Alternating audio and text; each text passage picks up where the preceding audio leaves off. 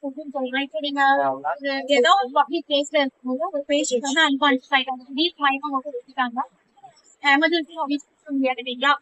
நீங்க என்ன பண்ணலாம், முடிஞ்சது நீங்க அந்த பர்சனுக்கு ஹெல்ப் பண்ணலாம்.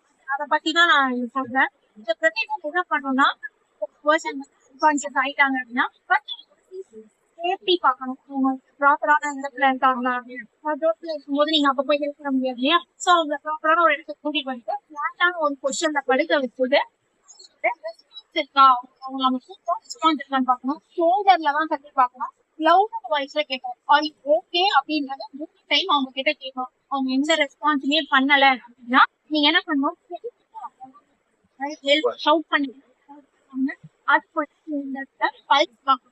நீங்க பாத்தீங்கன்னா ஃபீல் ஆகும். பல்ஸ் பல்ஸ் இருந்துச்சு அப்படின்னா ப்ராப்ளம் இல்ல, பேஷண்ட் ஓகே, ஜஸ்ட் அன்கான்சியஸா ஆயிருக்காங்க. ஹெல்த் சர்வீஸ் வர வரைக்கும் நீங்க அவங்கள மானிட்டர் மட்டும் பண்ணா போதும். பல்ஸ் இல்ல, ஜஸ்ட் பிரீத்திங்கும் இல்ல அப்படின்னு அவங்க கார்டியாக் அரெஸ்ட் அப்படின்னு நீங்க கன்ஃபார்ம் பண்ணிக்கலாம். கார்டியாக் அரெஸ்ட் வந்துச்சுன்னா ஒரு 2 minutes வெயிட் பண்ணலாம்.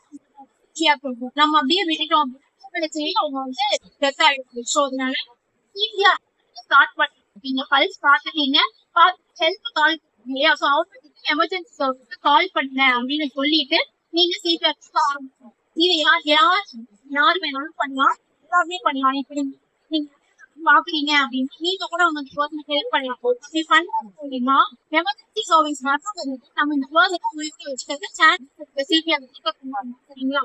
என்ன பண்ணுமா, லெஃப்ட் சைட் செஸ்ட்ல எந்த ஹேண்ட் டாமினேட் உங்க ரைட் ஹேண்ட் தான் வரும், எந்த ஹேண்ட் இது இதுக்குள்ள இன்டர்லாக் பண்ணிக்கணும்.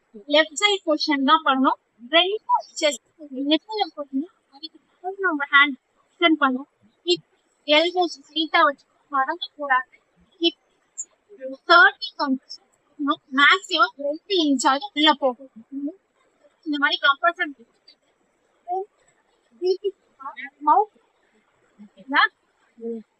மாதிரி ஹேண்ட் பண்ணிட்டு 2 தடவை உள்ள போதுங்க. சரியா போகலன்னா இந்த மாதிரி கொஞ்சம் வச்சு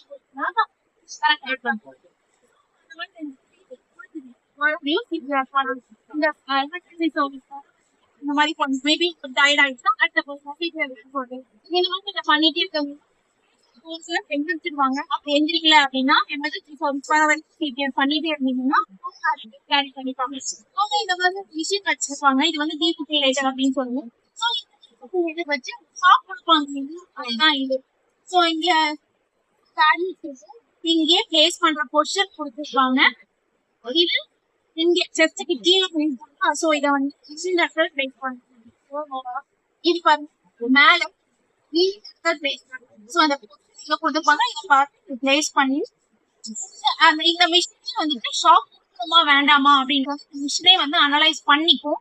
பண்ணிட்டு ஷாக் கொடுக்கணும் அப்படின்ற கமெண்ட் இது வந்து வாய்ஸ் அதுவே இன்ஸ்ட்ரக்ஷன் கொடுத்துட்டே இருக்கும். உங்களுக்கு ஆன் பண்ணோடனே இருக்கும்.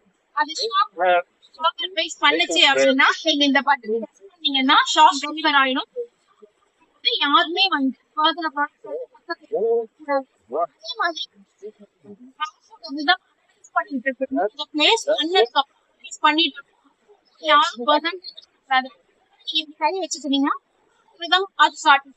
அதுவும் பண்ணக்கூடாது.